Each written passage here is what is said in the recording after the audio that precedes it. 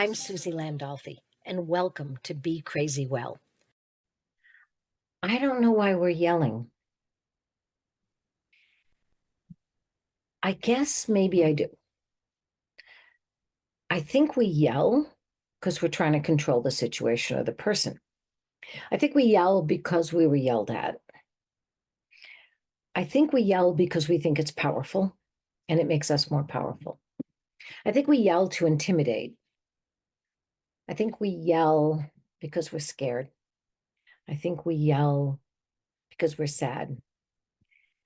And I think we yell so much that we hurt ourselves. We hurt every relationship and we hurt ourselves. We hurt our brain. We hurt our body, our central nervous system, our health. Takes away so much joy. And I have to tell you, I was a yeller. I wasn't as a kid. I didn't yell as a kid.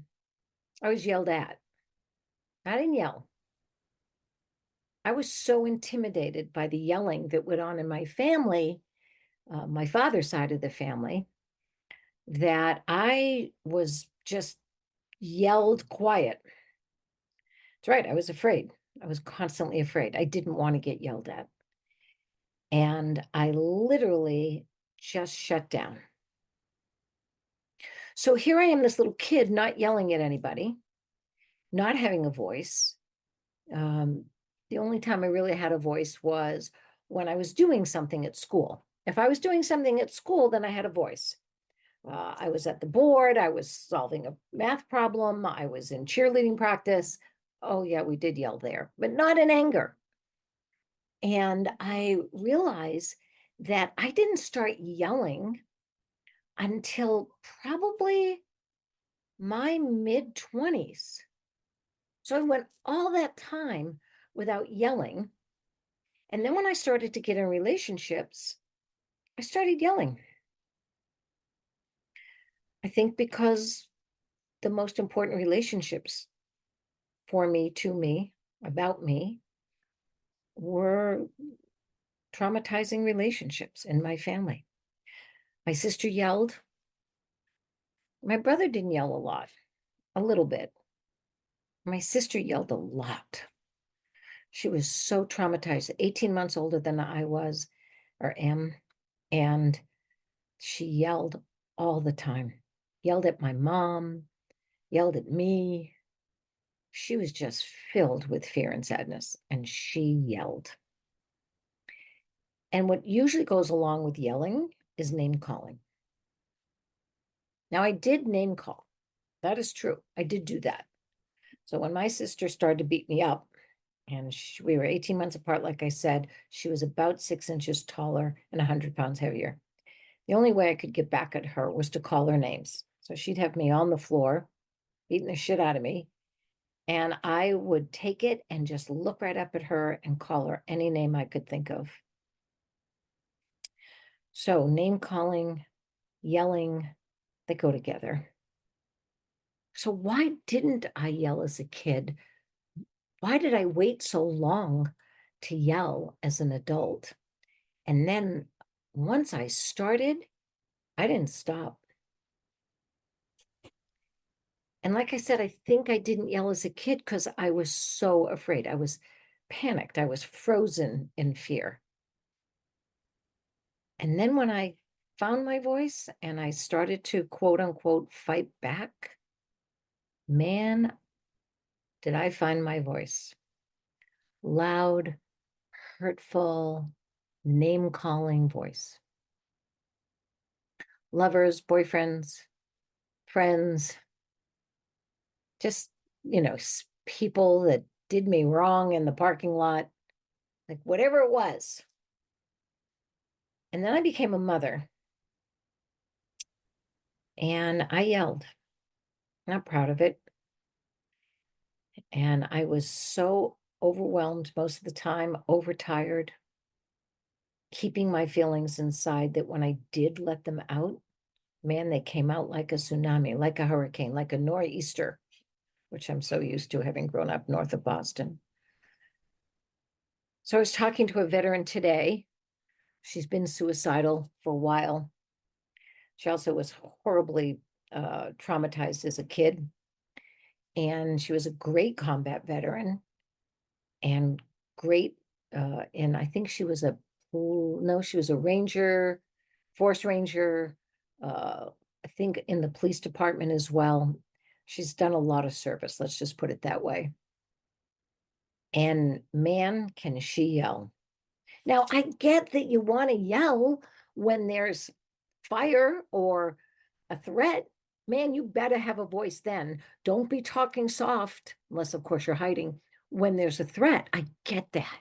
So she was great at that. She doesn't do that anymore. She's now 60.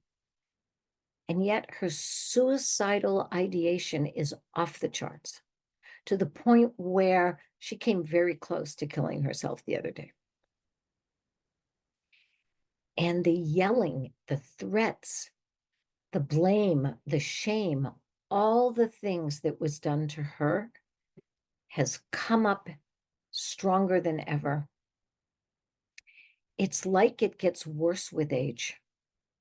It's like we can't hear ourselves unless we're yelling. It's like we're yelling for help, but we're actually most of the time being abusive. We're yelling because we are out of control and we're trying to control others and the situation. So I said to her today, she was asking me about what I did and how do I handle people who are suicidal. I go, well, first of all, we go back and find out what happened to you, because that's important to understand. If you are not honored, if you're not cared for, if you were abused physically, emotionally, intellectually, spiritually, and sexually, trust me, that childhood trauma can come back and eat away at your self-worth. And then what happens is you start to act out. So all of that trauma comes back and you start to act out towards others. And then, of course, you feel terrible about yourself. And then that shame and blame and guilt and regret all comes back. And it doesn't even come back. It comes back and you add to it. Let's put it that way. So I said to her today, when you start to feel these feelings of rage, of sadness, of fear, of wanting to hurt yourself or others, I said the one thing we can all do is we can stop yelling. And if we are going to yell, we should be yelling for help, not yelling at, not threatening. She goes, how's that going to help? And I said, well, it seems to me if you're suicidal and you said that you believe that you're not worthwhile and you're not a badass anymore and you don't have a purpose or value, it seems to me when you act in a way that you're ashamed of, you're adding to those beliefs that you are not valuable, you're not valued. Not only that, you're just an asshole. You don't deserve to live. You're abusive, you're hurting people. I mean, it's just this cyclical thing that happens.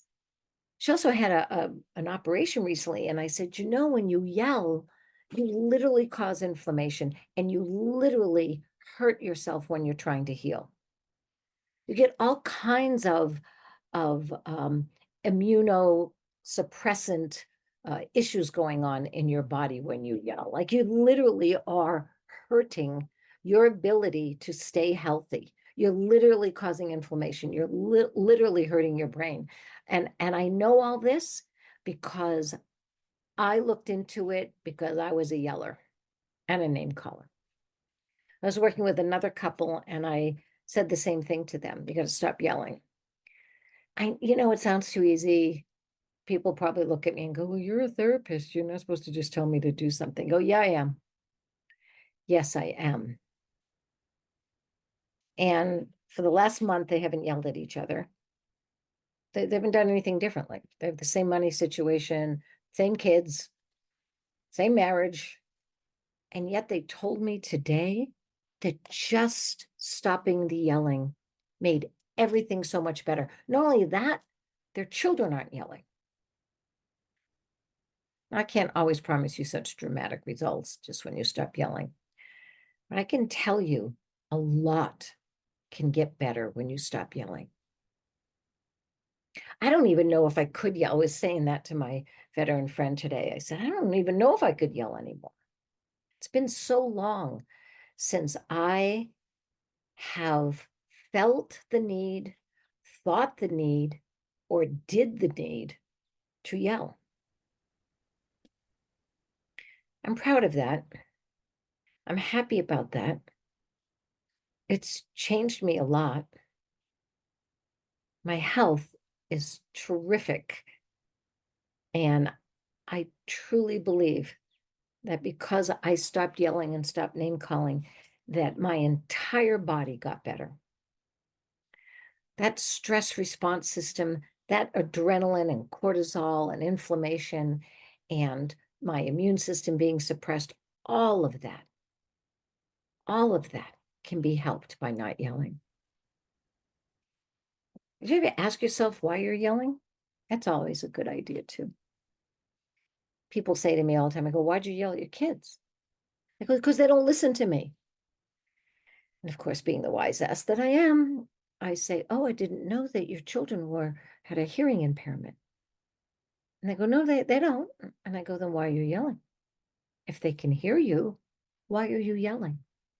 Because they don't listen. Oh, no. They're listening. They're not doing what you want them to do. They're not acknowledging your yelling because they've had to tune it out. Because once they hear you yell, they know that you're out of control. They know it. And they probably will do what I did, which was shut down. They might yell back.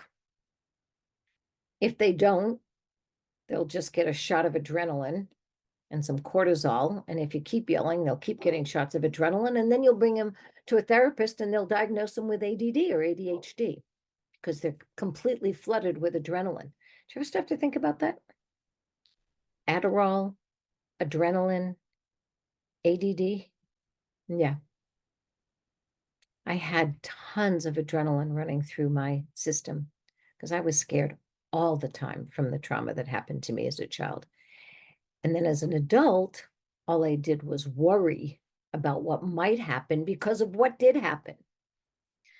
And that adrenaline, oh my God, can't even tell you. That pounding of your heart, that inability to sleep, it was horrible. And when I yelled, I added to it.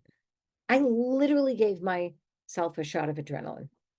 And then my body thinks that it's like in trouble. It thinks I'm truly in trouble. So what does it do? It gives me more adrenaline.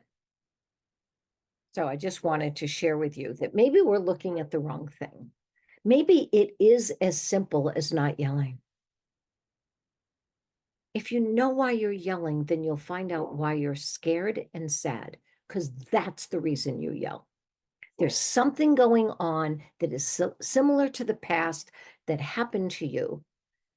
And you're yelling because you're sad that something's happening or about to happen or may happen. And you're scared because it either is happening or might happen. Did you ever stop to think too that maybe sometimes when you're yelling, you're actually yelling at the wrong person? That was an interesting thing I discovered. I have listened to myself a long time ago and others have arguments with one another and they're yelling and you can literally see that they're not yelling at each other, that they're yelling at someone that used to be there, that used to be in front of them. They're having arguments and screaming at each other because when they were little, like when I was little, I couldn't yell at the person in front of me. I couldn't. He was much stronger, more threatening. He was my father. So the last thing I could do is yell at him. And I can't even think of how many times I probably yelled at someone and said things that were so hurtful because I kept those in all those years. Yeah, so I don't trust anymore. I don't trust yelling. I don't trust the idea of getting mad and then I feel justified in yelling because someone said or did something to me. I don't believe it anymore. I don't follow it. I don't trust it. And I know it doesn't work. So I invite you to not yell. I also invite you to not name call. Remember, those are the two things that go together.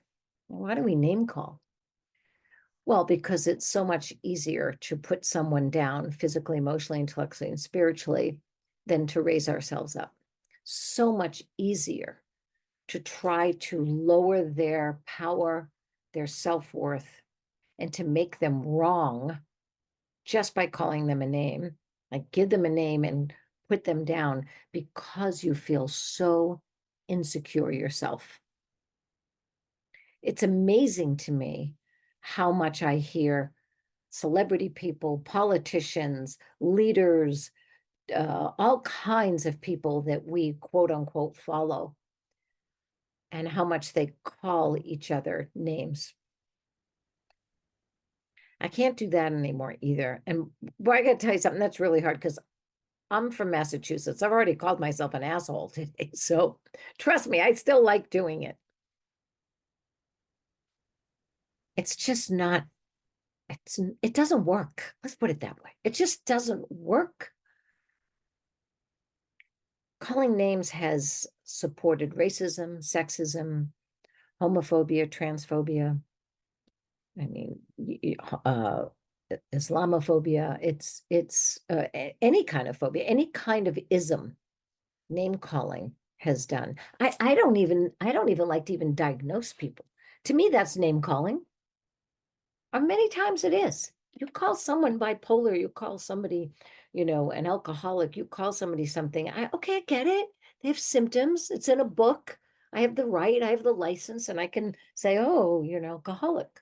Why? What does that tell you about anybody? Nothing. Doesn't tell you their story, doesn't tell you why they drink, it doesn't tell you how much, it doesn't tell you anything about when they first did, it doesn't tell you anything about how it helps them. I mean, obviously, most people do something to try to mitigate the feelings that they have. It's a solution that's gone awry. So I wonder about that as well. I wonder about how we justify all the time calling somebody a name. The one thing I know that it does, it will definitely bring the temperature up and the intensity up and the danger. It will increase the danger of any argument at that moment. It will actually put your situation and your relationship in such danger that it may not be able to be retrieved. It may never be able to be repaired because of name calling. And once again, it's about control. It's about control. So you're trying to control someone else by being out of control. Just want you to think about that for a second. We yell, we call names because we're out of control, trying to use those ways of controlling somebody else or the situation. I can't think of anything more hypocritical and ridiculous than that. I think not only name calling and yelling, we have to be careful with adjectives, like the one I just used, ridiculous. I'll tell you a funny story. When my grandson Logan was little, he was probably 4, and he was going to nursery school. And I realized he was going to hear a lot of words. Excuse me. And I said, Logan, now that you're going to nursery school, you're going to hear a lot of words. So I just want to tell you that in our house, we don't say the S word. And he looks at me with a big smile on his face and he goes, you mean shit? And I go, no, no, no, no. We can say shit in the house. We can't say stupid. We don't say stupid in our house. We don't say someone is stupid. We don't say an idea is stupid. We don't say anything is stupid because it really hurts. Shit, as long as it's funny, we can use it, especially since it means poop. I'll never forget that. I'll never forget how important that was to me when I realized that calling someone stupid is about as hurtful as you can do. And we as parents do it all the time, don't we? What are you, stupid? What? Don't get me going. Don't get me going. And we think we're so helpful because we're irritated. So we get to say, well, that was a stupid thing to do. Really? Maybe saying that was a stupid thing to do is the stupidest thing of all. So let's try it for a week. Let's do it for a week. Don't yell. Don't name call, and don't use any hurtful adjectives like stupid. Let's see what happens. Let's see what happens. Maybe you'll even feel better. Even when you're alone in the car, that counts. That counts. Because if you yell or call names and no one hears you, if a tree falls in the woods, is there sound? If you yell when you're alone, it still hurts your system. Your stress response system is still activated. You're still getting adrenaline and cortisol and all those things that will not help you. They will hurt you. So yes, not even when you're alone. So I invite you, no yelling, no name calling, because it's silly. I didn't say stupid. All right, everybody, be crazy well and be your best self. That's what Kalvin Love says in our theme song. Go look him up. He's terrific. Be crazy well. See ya. See you next time.